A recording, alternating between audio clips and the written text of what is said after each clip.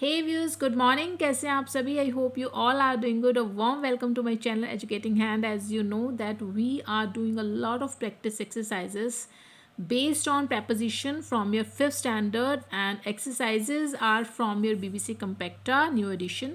So without wasting much time, let's move on to the video. Exercise number 4, filling the blanks with for और from.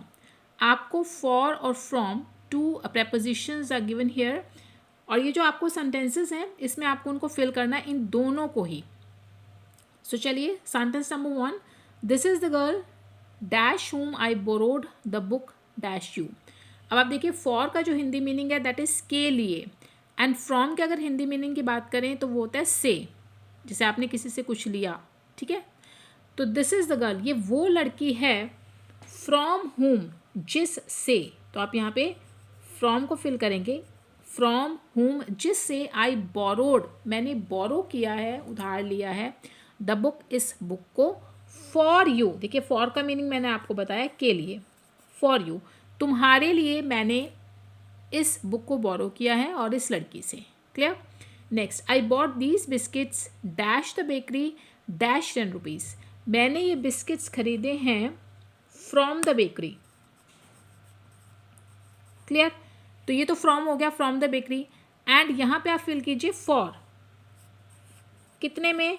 For 10 rupees, 10 रुपए के. Got it? Next one, she studies dash morning to night dash her final examinations. अब यहाँ पे आपको from को fill करना है, यानी मॉर्निंग से, शी स्टडीज़ वो पढ़ती है, फ्रॉम मॉर्निंग सुबह से, टू नाइट. एक तो आपको पीछे वाली, जो अगर आपने मेरे प्रीवियस वीडियोस को जाकर देखा है तो आपको पता होगा कि फ्रॉम और टू ये दो प्रेपोजिशंस हैं जो आपकी पेयर में चलती हैं, इन दोनों को भी एक साथ यूज़ किया जाता है. लेकिन यहाँ पर जो है आपको फॉर और फ्रॉम को फिल करना है. तो वो सुबह से लेकर रात तक पढ़ाई करती है, किस लिए? फॉर हर फाइनल एग्जामिनेशंस, उसके जो फाइनल एग्जामिनेशंस हैं उनके लिए वो सुबह से लेके रात तक स्टडी करती है. Now come to next sentence, that is sentence number D. The letter that has come dash Kolkata is dash my brother. अब यहाँ पे फिर आपको क्लियर हो रहा होगा, आप यहाँ पर फिल करेंगे फ्रॉम, आपका सेंटेंस बन गया. ये जो लेटर है that has come from Kolkata, जो कोलकाता से आया है, वो किसके लिए है? के लिए देखिए आ गया, इज़ फॉर माई ब्रदर, वो मेरे भाई के लिए है. तो ये थी आपकी एक्सरसाइज जिसमें आपने फिल किया फॉर एंड फ्रॉम prepositions को. Now come to question number 5, filling the blanks with to with. यहाँ पर आपको टू prepositions टू विद, इन दोनों को यूज़ करते हुए इन सेंटेंसेस में फिल करना है. चलिए, I like dash play chess dash Mahak. I like to play, मैं खेलना चाहता हूँ चेस को, किसके साथ? विद मीन्स साथ, किसके साथ? महक के साथ. महक के साथ मुझे खेलना अच्छा लगता है. He asked me dash to stay back dash my family.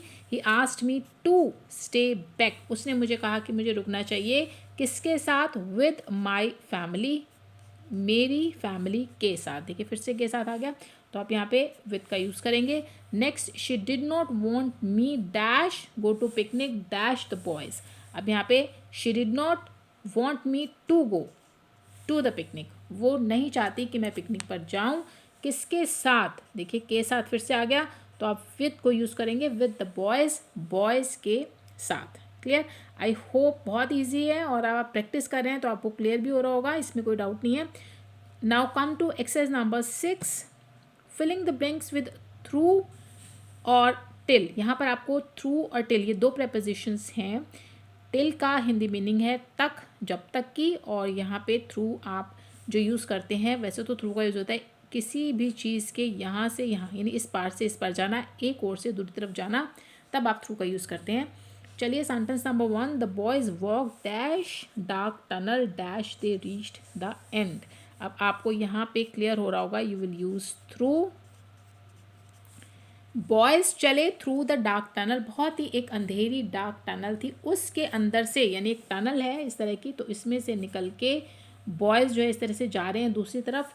तब तक, कब तक? टिल, वो कब तक चले, till they reach the end, जब तक वो एक सिरे से चल के दूसरे सिरे तक उस टनल के पहुंच ना गए तब तक वो वहाँ उस टनल को क्रॉस करते रहे। Sentence number B, he could not see dash the frog so he had to wait dash it lifted। अब अगेन आप यहाँ पे यूज़ करेंगे थ्रू का। वो फ्रॉग में से, जो फॉग होती है, जो धुंध पड़ती है जब विंटर्स में, उसको फॉग बोला जाता है। फॉग बहुत ज़्यादा थी और उसमें से वो देख नहीं पा रहा था क्योंकि विजिबिलिटी जब फॉग होती है तो काफ़ी कम हो जाती है, इसलिए उसे वेट करना पड़ा। अब आप यूज़ करेंगे टिल का, तब तक इट लिफ्टेड, जब तक कि ये थोड़ी हट ना गई, कम ना हो गई, तब तक उसे वेट करना पड़ा क्योंकि वो उसमें ठीक से उसको वो देख नहीं पा रहा था। और sentence number C, he went dash a difficult time dash she got a good job. Again आप यूज़ करेंगे थ्रू का क्योंकि he went through a difficult time, वो एक बहुत ही कठिन समय में से, यानी यहाँ पर एक समय है जिसमें से वो निकला है, जिसको उसने पास किया उस टाइम को, और वो बहुत डिफ़िकल्ट टाइम था। कब तक, till he got a good job, और वो डिफ़िकल्ट टाइम उसका तब तक चला जब तक कि उसे एक अच्छी जॉब ना मिल गई। क्लियर? तो इस तरीके से आपने ये थ्रू और टिल को यहाँ पर यूज़ किया। आई होप आपको क्लियर भी हो गया होगा, और कोई भी अगर आपको क्वेरी है या आप कुछ पूछना चाहते हैं, कुछ सजेशंस है, तो please do let me know in the comment section. बाकी की जो एक्सरसाइजेज हैं will do in our next video. Video को एंड करने से पहले प्लीज़, अगर आपको मेरी वीडियोज़ अच्छी लगती हैं, इन्हें लाइक और शेयर ज़रूर कीजिए और सब्सक्राइब करना मत भूलिए, ताकि आपको मेरी नई नई वीडियोज़ जो हैं उनके आपका जो नोटिफिकेशंस हैं वो आपको मिलते रहें। मिलते हैं अपनी अगली वीडियो में, तब तक के लिए गुड बाय।